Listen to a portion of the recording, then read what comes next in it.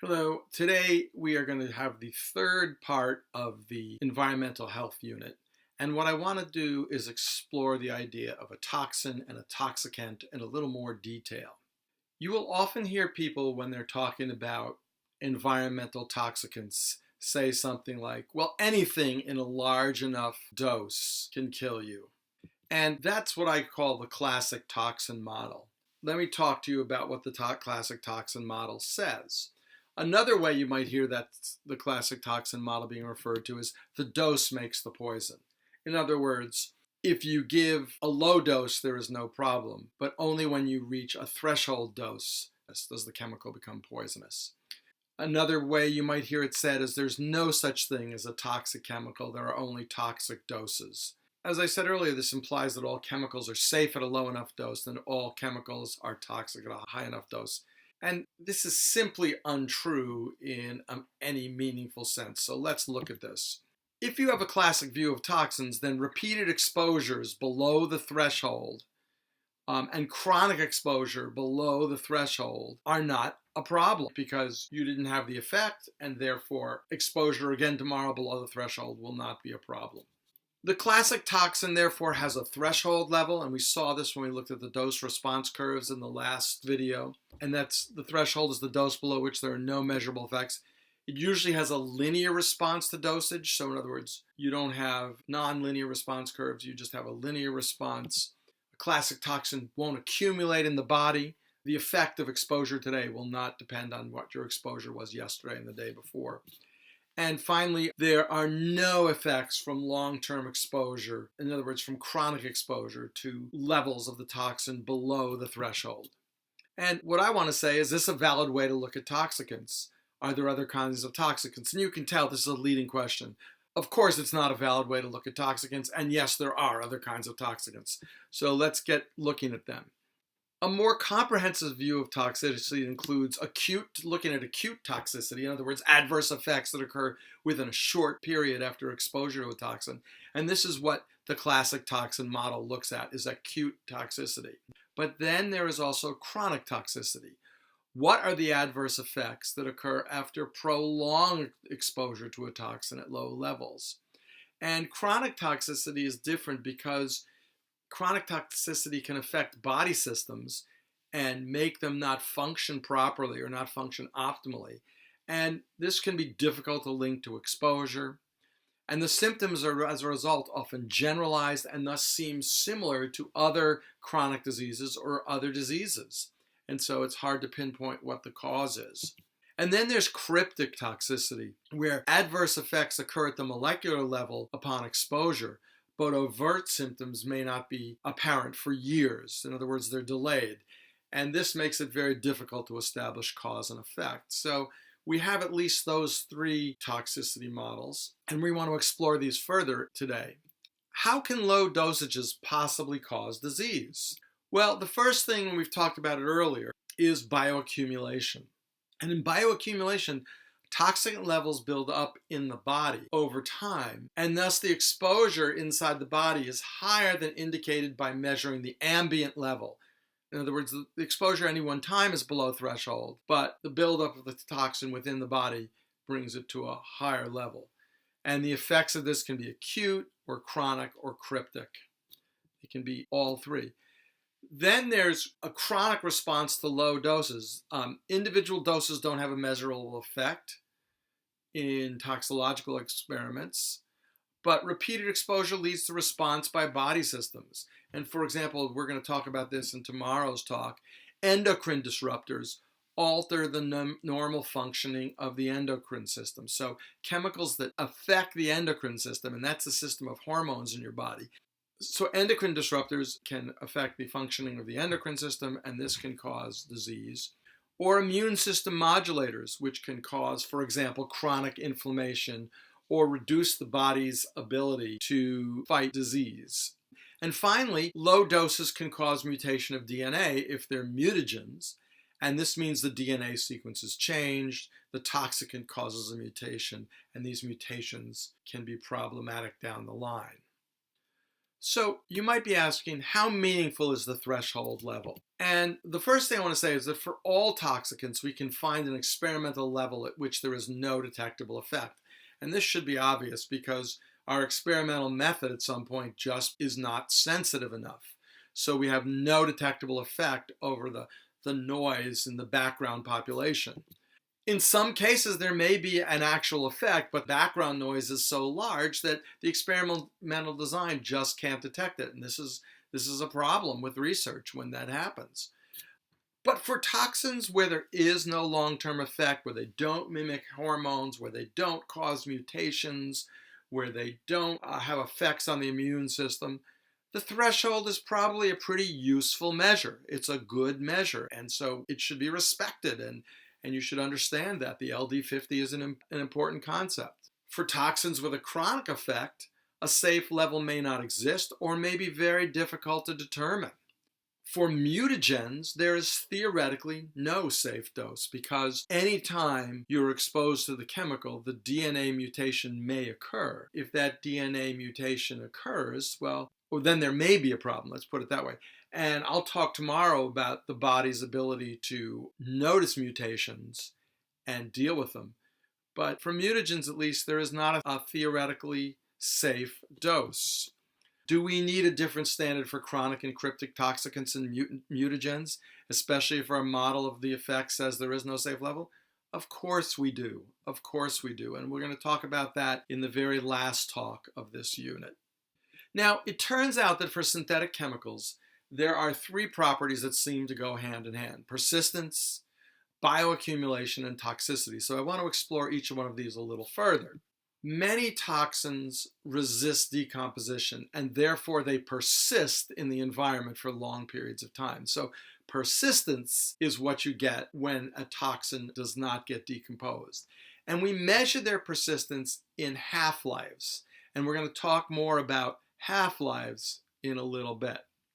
Many synthetic toxins also occur in tissues in far higher concentrations than they do in the environment or in the food source of the organism under study. So this means that you're eating small levels, but they accumulate in the body over time. And this is called, naturally enough, bioaccumulation. And finally, toxicants that do all three, persist, bioaccumulate, and are toxin, are known as PBTs, and I'll be using that term throughout the rest of the time. But you should know that term because it's a term that is becoming more and more prevalent in the literature. Let's look a little more at persistence. Most chemicals, when they're introduced into the environment, are decomposed by a number of mechanisms. It could be sunlight, including ultraviolet light. It may be due with reaction with other chemicals in the environment. Or it may be that they're decomposed by being metabolized by bacteria or other decomposing organisms that then break the chemical down. Ultimately, everything needs to be broken down into carbon dioxide, water, and the various nutrient molecules that are essential for plant life. And we'll be just studying that in a few months. But you studied it in your biology class already. Certain chemicals resist each of these forms of decomposition and are thus stable over time. Although not all synthetic chemicals resist decomposition, in fact, the great majority get decomposed, the PBTs are all synthetic. Persistent chemicals, as a result, are more likely to spread around the globe by natural processes, particularly if they can volatilize, which means go into a gaseous phase. And this accounts for the phenomena such as high concentrations of PCBs, which is not to be confused with PBTs. PCB stands for polychlorinated biphenyls. And we'll talk more about them later, but they are a synthetic chemical, and they are now in measurable quantities in the tissues of Antarctic sea life. And of course, there have been no PCBs used in the Antarctic or produced in the Antarctic, but because these are persistent chemicals, they've been able to spread by natural processes around the globe. In many cases, these persistent bioaccumulating toxic synthetic chemicals have breakdown products that are also PBTs. And so that's a problem. And this reminds us of Barry Commoner's third law of ecology. And I'll just say that for you again so you remember it. Any major man-made change in a natural system is likely to be detrimental to that system, which means humans have to act with self-consciousness when they change the system. Let's look at half-life. I know you all are really good with half-life, but let's talk about that briefly just to remind you. The half-life is the amount of time needed to break down or decompose half of a substance. In the first half-life, half of the substance breaks down. In the second half-life, half of what remains breaks down, so now you're down to 25% of the original. In the third half-life, half of what remains breaks down, so you now have 12.5% of the original remaining, etc., etc. So here's a check question. If the half-life of DDE is 50 years, what percentage of it remains after 100 years and after 200 years? So go ahead, stop the computer, do the calculation, make sure you understand it. All right, you're back. You should have said that after 100 years, 25% remains, and after 200 years, 6.5% remains. I hope I did that math on the fly right. I think I did. Catch me if I'm wrong. Now, here's a pro tip. Don't make this mistake. Many students who learn about the half-life concept think, oh, it will take 2 half-lives for a compound to break down. One for the first half and then another for the second half. This is wrong. Don't think that way. The term half-life can only be used for decomposition where half of the remaining material decomposes in a half-life. This means that the amount remaining follows the pattern 1/2 after 1 half-life, 1/4 after 2 half-lives, 1/8, 1/16, 1/32, 1/64, etc. If you want, you can think about Zeno's paradox for a while. I'm going to continue. Let's talk a little bit about bioaccumulation. The accumulation inside an organism's body to a concentration much higher than that toxin occurs in the immediate environment of the food source of the organism is known as bioaccumulation. We each individually bioaccumulate environmental toxicants. If you think about it, persistence is a prerequisite for bioaccumulation because if it weren't persistent, it would be broken down in the body and it couldn't bioaccumulate. And synthetic chemicals, this is one of the things Barry Tachominer was realizing when he made that third law. Synthetic chemicals often do not metabolize well because they are new to biological systems and therefore there are no enzymes in the natural world to destroy them. And enzymes in decomposer organisms or enzymes in our digestive systems and liver are often what break down a chemical. And finally, the last thing that I want you to know is that PBTs typically have low solubility in water.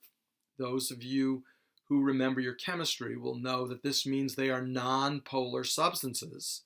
And this means that they won't be eliminated by the aqueous excretory systems of the bodies of all animals. We eliminate metabolized waste through urination. And an aqueous system is very poor at removing non-polar substances. And therefore, these PBTs will accumulate in non-polar regions of the body, especially in fat tissue, and guess where else? Nervous system tissue, particularly the brain. And then these higher concentrations may cause health problems. Now, I want to contrast bioaccumulation with biomagnification. The diagram at right shows recorded levels of DDT in a food chain from the Great Lakes. And you can see that at the top of the food chain is the ring-billed gull, and at the bottom of the food chain are algae and other plankton. And the numbers show you in parts per million, ppm, the concentration of DDT in the tissue. And you can see that bioaccumulation occurs at every level. For example, shrimp right here have a concentration 4 times higher than their food source. Similarly, American eels have a concentration that's almost double their primary food source, the shrimp. The needlefish has a concentration, accumulates almost 7 times the amount, etc., etc. As a result, the top predator, in this case ring-billed gull, has a DDT level 1.5 million times higher than the lake water itself. And so this increased concentration of a synthetic toxin in the tissues of organisms over the entire food chain is called biomagnification. And you really need to make sure you understand the difference between bioaccumulation, which occurs within a single organism, a single trophic level in the food pyramid, and biomagnification, which is the intensification, the magnification of a toxin over the entire food chain. I just want to illustrate some of these things with the example of DDT and its effect on bald eagle reproduction. DDT was used as an insecticide in huge amounts throughout the US in the 1950s. And it is a synthetic organochlorine, which means it's a carbon-based compound that has a lot of chlorine molecules attached to it. It persists in the environment because its first breakdown product, DDE, cannot be decomposed by bacteria or by light. As a result of the huge amount of usage of this very effective pesticide, the concentration of DDE increased in predators, particularly the bald eagle and the osprey, which are two predatory birds, as well as several other species. In bald eagles and other birds, DDE acts as an endocrine disruptor and results in thinner eggshells. And as you can imagine, thinner eggshells break more often when being incubated by the parents, and therefore there is less recruitment, less hatching, less survivorship of the young, and the result of this was population of these two species plummeted in a relatively quick time.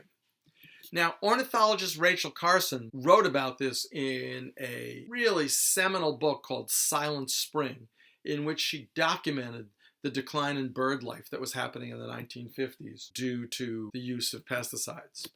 And there was a big hubbub, and DDT was then banned by the infant agency, the EPA, in 1972. And the asterisk there is that DDT is still produced and used in other countries throughout the world. The graph at right shows that as DDT residues in the eggs decreased, here they are decreasing, the survivorship of young started to increase. So once you got below about 60 to 70 parts per million, then the eggshell thinning was not as big a problem and more young were born.